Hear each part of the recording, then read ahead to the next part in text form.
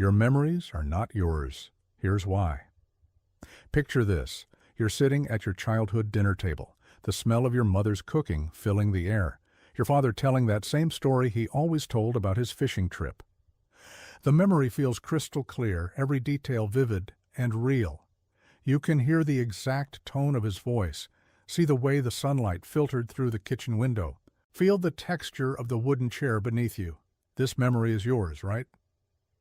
It happened to you. It's stored in your brain like a perfect recording, waiting to be played back whenever you need it.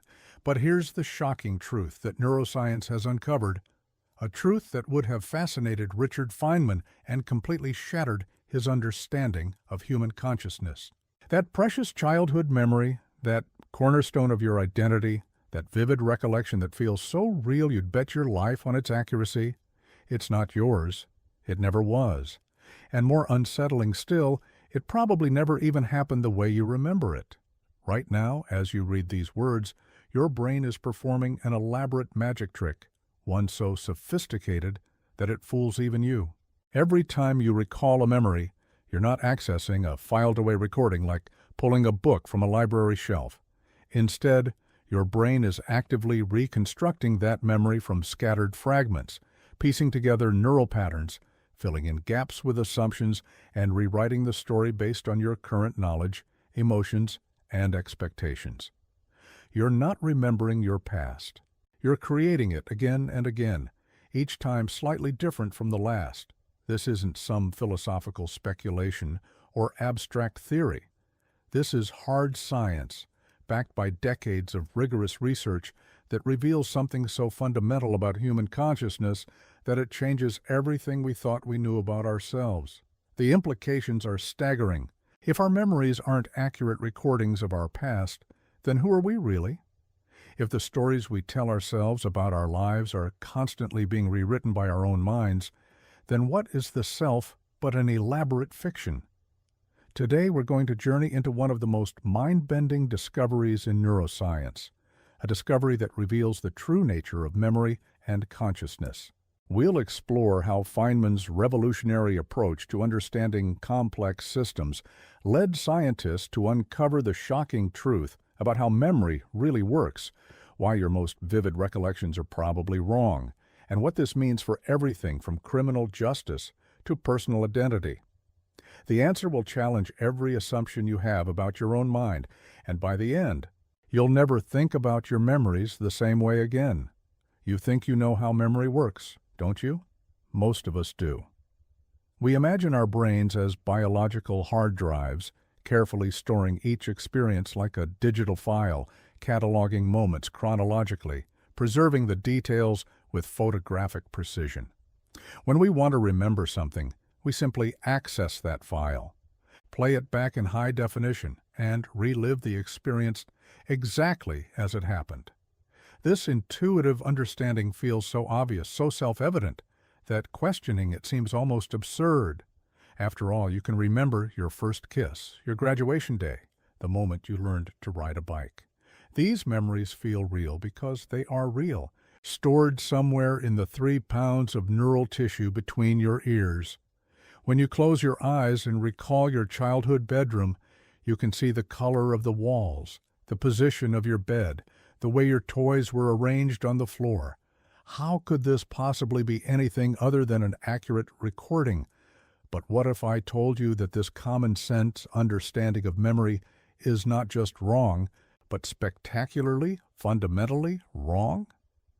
What if the very feeling of certainty you have about your memories is actually evidence of how thoroughly your brain is deceiving you?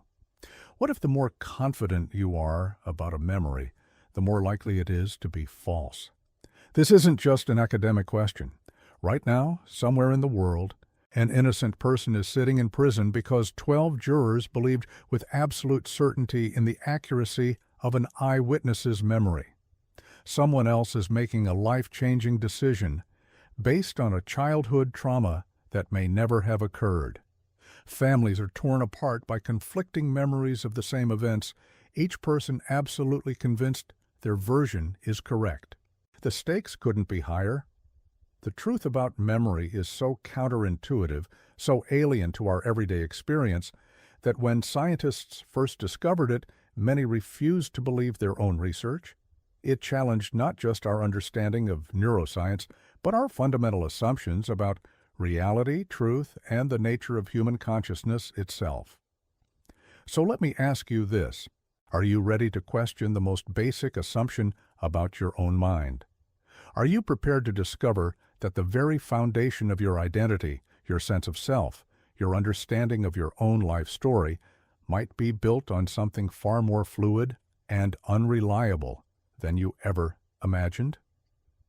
In 1932, a British psychologist named Frederick Bartlett conducted what would become one of the most important experiments in the history of memory research, though he had no idea at the time that he was about to shatter our understanding of human consciousness. Bartlett was a meticulous researcher, the kind of scientist who believed in careful observation and rigorous methodology.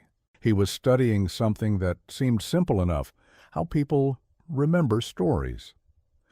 Bartlett gathered a group of Cambridge University students and read them a Native American folk tale called The War of the Ghosts.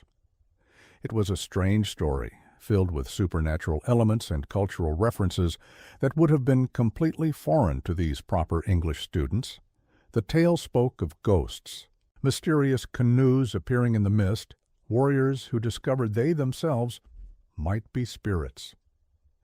After reading the story once, Bartlett asked his students to recall it as accurately as possible. What happened next would puzzle Bartlett for years and eventually revolutionize our understanding of memory. The students didn't just forget details or get confused about the sequence of events.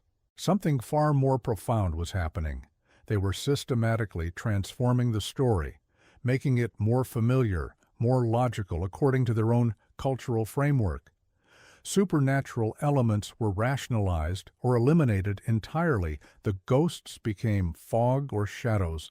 The mysterious spiritual elements were replaced with conventional explanations that made sense within their British worldview.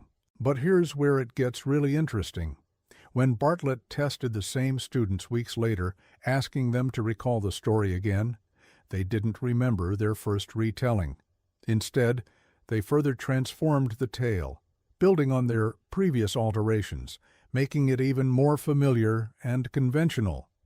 Each retelling moved the story further away from the original, but the students remained completely confident in their memories. They weren't lying or making things up deliberately. They genuinely believed they were accurately recalling the story they had heard. Bartlett called this process reconstructive memory, and it would take decades for the scientific community to fully grasp its implications. He had discovered that memory wasn't like a tape recorder or a filing cabinet. Instead, it was an active, creative process. Every time we remember something, our brains don't simply replay a stored recording. They reconstruct the memory from fragments, filling in gaps with our current knowledge, beliefs, and expectations. To understand why this was so revolutionary, imagine you discovered that every time you opened a book, the words on the page changed slightly, influenced by your mood, your recent experiences, and your current beliefs about what the book should say. The plot would shift, characters would develop new traits, entire scenes would be added or removed. But here's the crucial part. You would never notice these changes. To you, the book would always seem exactly as you remembered it from the first reading. This is precisely what happens every time you access a memory. Your brain performs an intricate reconstruction, weaving together fragments of actual experience with current knowledge, emotions, and expectations. The resulting memory feels completely authentic because, in a very real sense, it is authentic. It's not a copy of the past. It's a creation of the present moment, built from the raw materials of experience, but shaped by everything you've learned and felt since then. Consider the profound implications of Bartlett's discovery. If our memories are constantly being reconstructed, then every time we remember an event, we're actually changing it. The act of remembering literally alters the memory itself. Your most cherished childhood recollections have been modified countless times, each remembering subtly shifting the details, the emotions, the meaning. The memory you have of your 10th birthday isn't the same memory you had of it when you were 20 or 30 or 50. Now, let me share with you what really happened when Bartlett published his findings. The scientific community largely ignored his work for decades. The idea that memory was reconstructive rather than reproductive was simply too radical, too threatening to accepted understanding. Scientists couldn't accept that the human mind, the very instrument they used to study reality, was fundamentally unreliable. It wasn't until the 1970s, when researchers began using more sophisticated methods to study memory, that Bartlett's insights were rediscovered and validated. By then, the technology existed to peer directly into the brain, to watch neural networks fire and wire together, to trace the actual biological processes underlying memory formation and recall. Have you ever wondered why your childhood memories feel so vivid, so emotionally charged, even though they happened decades ago? Drop a comment below and tell me about your most powerful childhood memory. But here's the twist. After you finish watching this video, I want you to call someone who was there, someone who shared that experience with you. Ask them to describe the same event. I guarantee you'll be shocked by how different their version is from yours. Don't worry, this isn't about who's right or wrong. It's about discovering something profound about how your mind actually works. What you're about to learn will change how you think about every memory you have.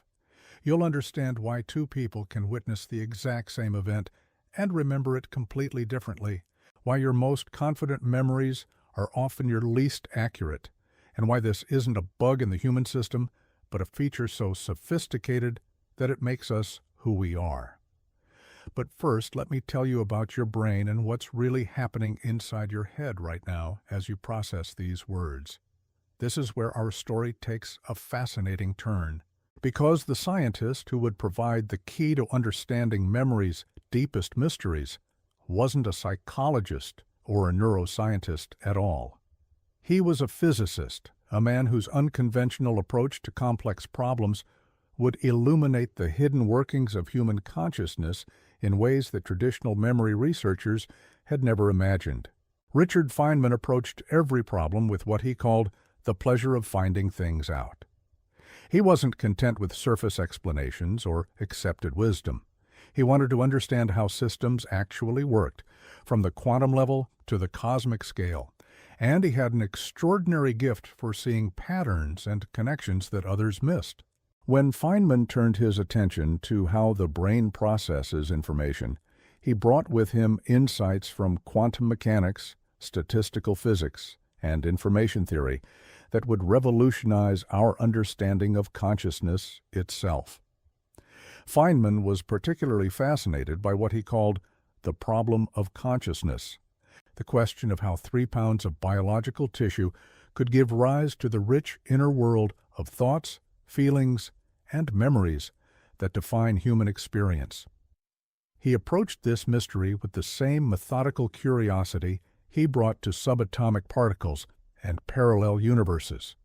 But Feynman's genius lay not just in his ability to ask the right questions, but in his talent for finding unexpected connections between seemingly unrelated phenomena.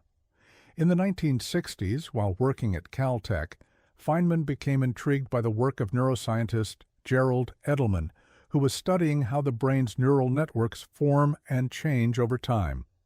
Edelman had discovered that the brain doesn't work like a computer with fixed circuits and predetermined pathways.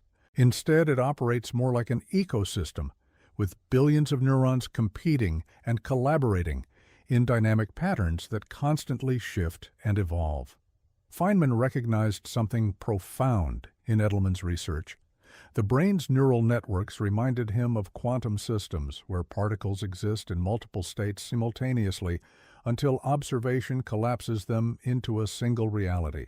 Could it be that memories work the same way? Could they exist in multiple potential states until the act of remembering forces them into a specific configuration? This insight led Feynman to propose what he called the quantum memory hypothesis. He suggested that memories aren't stored as fixed recordings, but as probability distributions across neural networks. When you remember an event, your brain doesn't retrieve a file. It calculates the most likely configuration of that memory based on all available information, including your current context, emotional state, and everything you've learned since the original experience. To understand this concept, imagine trying to reconstruct a jigsaw puzzle when half the pieces are missing. You wouldn't randomly guess what the missing pieces look like. Instead, you'd use the available pieces, your knowledge of how puzzles work, and your understanding of what the complete picture should look like to fill in the gaps. The resulting image would be coherent and meaningful, but it wouldn't be identical to the original picture. Each time you reconstructed it, depending on your mood, lighting, and recent experiences with similar puzzles, you might fill in the gaps slightly differently. This is exactly what happens when your brain reconstructs a memory. It uses fragments of actual neural activity from the original experience, combined with everything you've learned and felt since then, to create a coherent narrative that feels completely real and authentic. The memory isn't false, exactly, but it's not a perfect copy either. It's a sophisticated reconstruction that serves your current psychological and emotional needs. Feynman's quantum memory hypothesis explained puzzling phenomena that had baffled memory researchers for decades. Why do traumatic memories often become more vivid and detailed over time, even though research shows they should decay? Because each time the brain reconstructs these memories, it incorporates new emotional significance and meaning, making them feel more real than the original experience. Why do people remember events differently when they're in different emotional states? Because the brain's reconstruction process is influenced by current neurochemistry and context. But Feynman went even further. He realized that if memories are reconstructed each time they're accessed, then the very act of remembering literally changes the memory. This process, which neuroscientists now call reconsolidation, means that your most frequently accessed memories are probably the least accurate because they've been reconstructed and modified more often than memories you rarely recall. Consider what this means for your most precious memories, the ones that define your sense of identity and personal history. That vivid recollection of your first day of school, your wedding day, the birth of your children. These memories feel so real precisely because you've remembered them so often. But each remembering has subtly altered them, incorporating new emotions, knowledge, and perspectives. The memory you have now isn't the same as the memory you had a year after the event, or 5 years, or 20 years. Feynman demonstrated this principle through a simple but profound experiment he conducted on himself. He chose a specific childhood memory, learning to ride a bicycle at age 7, and made detailed notes about every aspect he could recall. The weather, what he was wearing, who was present, how he felt.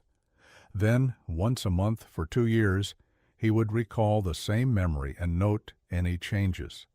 The results were startling. Within 6 months, significant details had shifted. The weather changed from sunny to cloudy. His father's words of encouragement became his mother's. The setting moved from his neighborhood street to a nearby park. But here's what made Feynman's experiment so brilliant. He didn't try to determine which version was correct.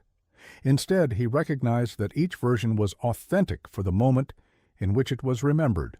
The memory served different psychological functions at different times.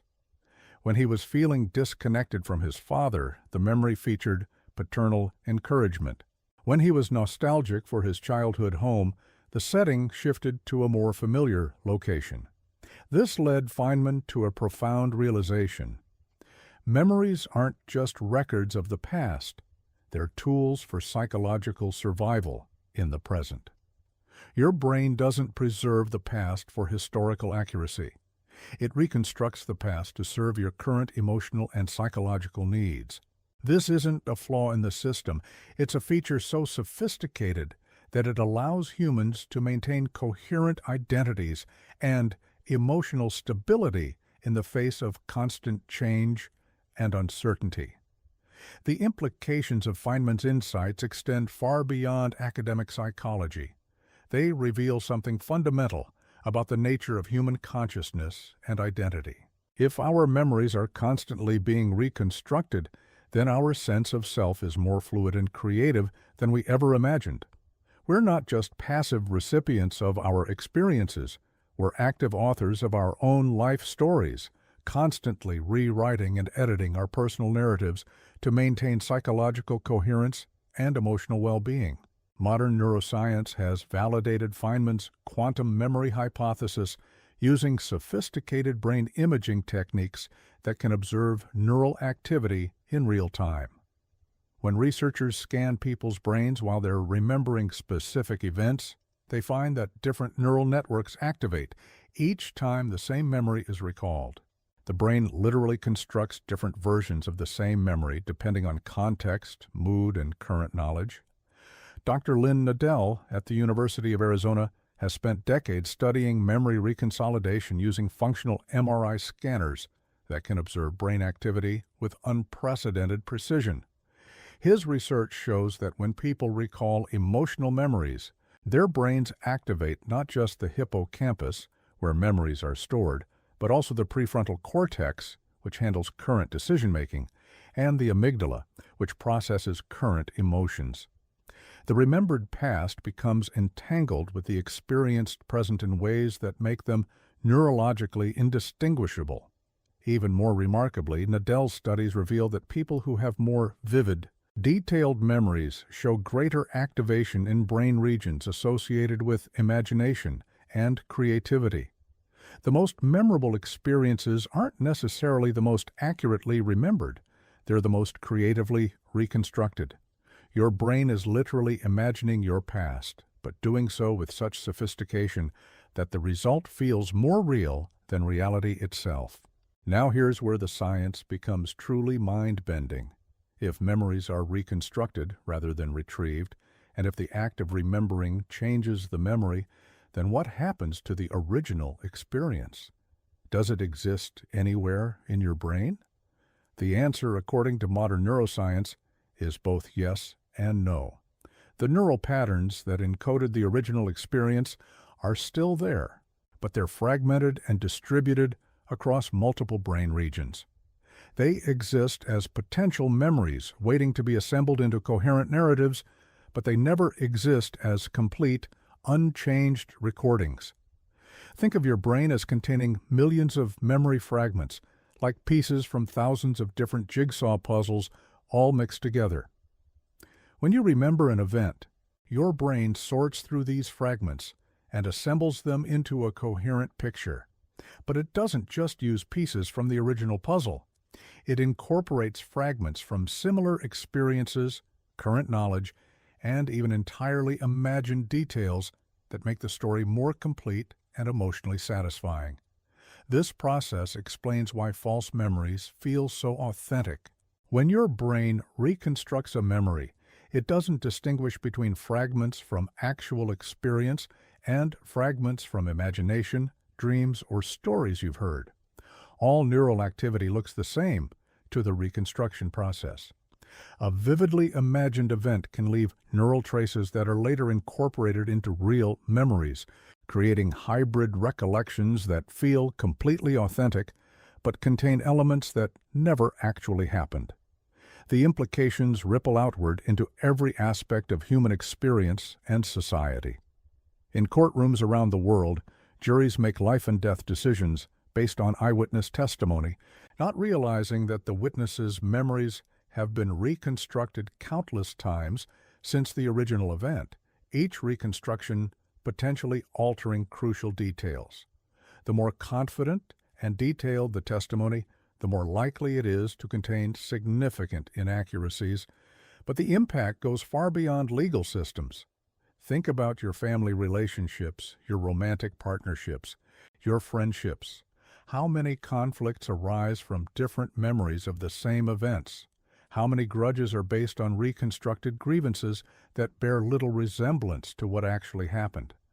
How many of your deepest beliefs about yourself and others are founded on memories that have been subtly but significantly altered over time? Consider the revolutionary implications for therapy and mental health.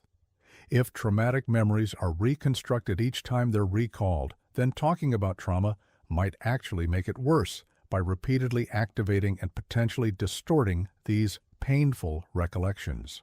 This insight has led to the development of new therapeutic approaches that focus on changing how memories are reconstructed rather than simply processing the original trauma. Dr. Karim Nader at McGill University has pioneered research into memory reconsolidation that's transforming treatment for PTSD, addiction, and other conditions rooted in problematic memories. His work shows that it's possible to intervene in the reconstruction process, helping people build healthier, more adaptive versions of their life stories without denying or suppressing their experiences. The technology sector has begun grappling with these insights as well. If human memory is unreliable, how should artificial intelligence systems be designed to interact with human users? Should AI assistants correct human misremembering, or should they adapt to support the reconstructed versions that serve users' psychological needs? These questions are becoming critical as AI becomes more integrated into daily life and personal decision-making. Looking toward the future, researchers are exploring whether it might be possible to deliberately guide memory reconstruction in therapeutic ways. Could we help trauma survivors reconstruct their memories to emphasize resilience and recovery rather than victimization? Could we support elderly individuals in maintaining positive self-concepts as their memories become increasingly fluid? Could we help people struggling with addiction to reconstruct their relationship with substance use in ways that support recovery? But perhaps the most profound implication is philosophical. If our memories are constantly being reconstructed, and if these reconstructions are influenced by our current beliefs, emotions, and knowledge, then the past doesn't exist independently of our present experience of it. The past is created by the present, moment by moment, through the ongoing process of remembering. This doesn't mean the past is fictional, but it does mean that it's far more creative and collaborative than we ever imagined. Your childhood self didn't just experience events that you now remember. In a very real sense, your present self is collaborating with your past self to create the memories that define your identity.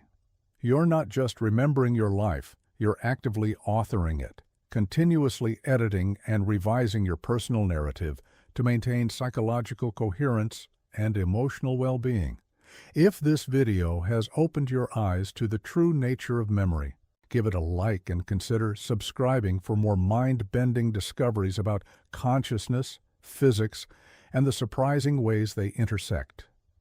Your support helps us dive deeper into the mysteries of existence. So, here we are, at the end of our journey into the hidden depths of human memory, and perhaps you're feeling a bit dizzy from the implications. We started with a simple question about childhood memories and ended up discovering that the very foundation of human consciousness is far stranger and more creative than anyone imagined. We've learned that your memories aren't yours in the way you thought they were, because they don't belong to your past self or your present self exclusively. They're collaborative creations, joint ventures between who you were and who you are now. Richard Feynman's revolutionary insight wasn't just about memory, it was about the fundamental nature of consciousness itself. He showed us that the brain doesn't store the past.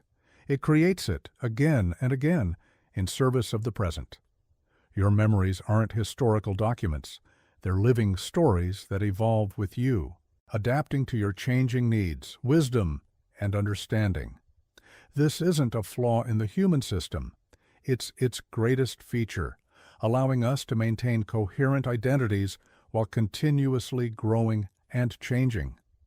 Think about what this means for how you see yourself and others. Every person you know is walking around with a unique collection of reconstructed memories that feel completely real to them, but might bear little resemblance to what you remember of shared experiences. Your parents remember your childhood differently than you do. Your siblings have different versions of your family story. Your oldest friends recall your shared adventures in ways that would surprise you. None of you are wrong. You're all creating authentic but different versions of the past that serve your current psychological needs. This understanding should make us more humble about our own certainties and more compassionate toward others' apparently false memories. When someone remembers an event differently than you do, they're not necessarily lying or confused. They're likely accessing a different but equally valid reconstruction of the same underlying reality. Their brain has woven together the available neural fragments in a way that serves their current understanding and emotional needs, just as your brain has done for you. But perhaps most importantly, this knowledge gives us power over our own stories. If memories are reconstructed each time we access them, then we have some influence over how they're rebuilt. We can't change what happened, but we can participate in the ongoing process of determining what our experiences mean. We can choose to remember our setbacks as learning opportunities, our relationships as sources of growth, our challenges as evidence of our resilience.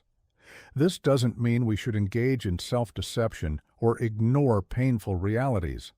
Rather, it means recognizing that meaning isn't fixed in the past.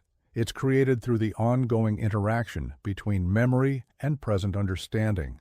We can honor our experiences while taking active roles in shaping how they contribute to our sense of self and our vision for the future. The next time you find yourself lost in a vivid childhood memory, remember that you're not just observing the past, you're creating it. Your brain is performing an extraordinary act of creativity, weaving together fragments of experience with current wisdom and understanding to produce something that serves your present needs while maintaining connection to your personal history. You're not just remembering, you're collaborating with your past self to write the ongoing story of who you are. And in that collaboration lies perhaps the most beautiful truth about human consciousness. We're not passive victims of our past experiences, trapped by what happened to us. We're active authors of our own meaning, continuously crafting and recrafting our personal narratives in ways that support our growth, resilience, and capacity for joy. Your memories aren't yours because they don't belong to any single version of yourself. They belong to the ongoing conversation between all the people you've been and all the people you're becoming. The past doesn't determine the present. The present creates the past, moment by moment, memory by memory. And in that creation lies infinite possibility for growth, healing, and transformation.